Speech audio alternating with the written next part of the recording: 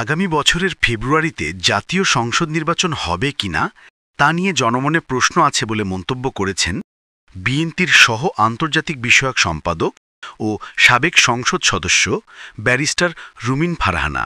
শনিবার ২২ নভেম্বর সন্ধ্যায় ব্রাহ্মণবাড়িয়ার সরাইল উপজেলার পানিশ্বর ইউনিয়নের বেরোতলা মাঠে জনসভা শেষে সাংবাদিকদের প্রশ্নের জবাবে তিনি এ মন্তব্য করেন।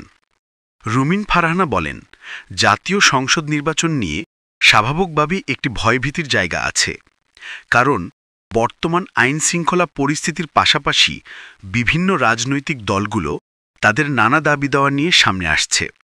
তারা কখনো বলছে নিম্নকক্ষে পিআর না হলে নির্বাচন করবে না, কখনো বলছে নির্বাচনের আগে গণভোট না হলে নির্বাচন করবে না, আবার কখনো বলছে জাতীয় পার্টি সহ ১৪ দলকে নিষিদ্ধ না করা হলে নির্বাচন করবে না।